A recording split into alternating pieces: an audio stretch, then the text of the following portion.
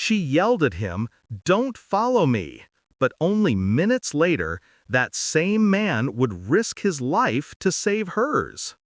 This is the story of how a rich CEO learned that heroes don't always wear suits. Sometimes they wear janitor uniforms. In the heart of a shining corporate tower, where power and pride ruled every floor, there worked a woman everyone feared, Olivia Grant, the company's unstoppable CEO. And somewhere in those same halls, pushing his mop quietly before sunrise, was Marcus, a humble black janitor no one ever noticed. To her, he was invisible. But fate was about to remind her that sometimes the people we ignore the most are the ones who save us when no one else can. In the towering glass building of a wealthy corporation, every morning began the same way. The CEO, a powerful woman named Olivia Grant, would stride through the marble lobby, heels clicking sharply against the floor. People would part as she passed, assistants bowing their heads, executives straightening their ties. Everyone wanted her approval. Everyone except the man quietly mopping the floor in the corner. His name was Marcus, a black janitor who came before sunrise and left long after everyone had gone home. To Olivia, he was invisible, just another face in the background of her perfect, glittering world. Marcus never complained. He had learned long ago that respect isn't given easily, especially to a man like him. He did his work with quiet dignity, wiping fingerprints off glass doors, polishing the CEO's office floors, and sometimes hearing the way she talked about people she thought were beneath her. But still, he nodded, smiled, and did his job. He didn't need recognition. He just needed the paycheck to support his daughter, who was fighting to get into college. One night, long after most of the lights had gone out, Marcus was still working. Olivia had stayed late too, preparing for a big presentation that could secure her company's next major deal.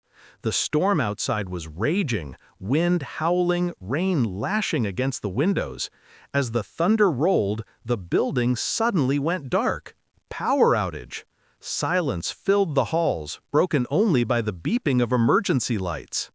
Olivia grabbed her phone and a flashlight, muttering under her breath. She decided to take the stairs down to the parking garage. But halfway down, a section of the stairwell flooded from a burst water pipe caused by the storm. She slipped, tumbling hard, twisting her ankle and crashing into a metal railing. Her phone fell into the water, screen flickering out. For the first time in her life, the woman who commanded hundreds of employees was helpless, alone, trapped, and scared. Up on the next floor, Marcus heard a distant cry. He paused, listening. Then it came again, faint but desperate. Without a second thought, he grabbed his flashlight and rushed toward the sound.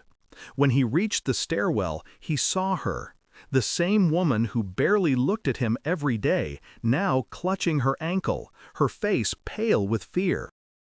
"Don't come near me!" she shouted instinctively, her pride still fighting to breathe. But Marcus didn't listen. He saw the pain, the panic, and the water slowly rising around her. "Ma'am, we have to move," he said firmly, his voice calm but urgent. She hesitated, then nodded, realizing she had no choice. Marcus waded through the water, lifted her gently into his arms, and started the climb up the stairs. The power flickered again, making the shadows dance across his face. Olivia could feel his heart pounding, steady and strong, as he carried her through the flooded corridor. When they reached safety, he found a bench, wrapped his jacket around her shoulders, and called for help using the emergency phone line. By the time the rescue team arrived, Olivia was trembling, not from the cold, but from shame. She looked at Marcus, really looked at him for the first time. The man she had ignored, the man she thought was beneath her, had just risked his life to save hers. The next morning, the story spread through the office.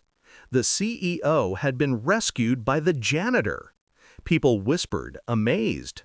But Olivia didn't hide. She stood before her employees, called Marcus to the front, and said the words no one expected.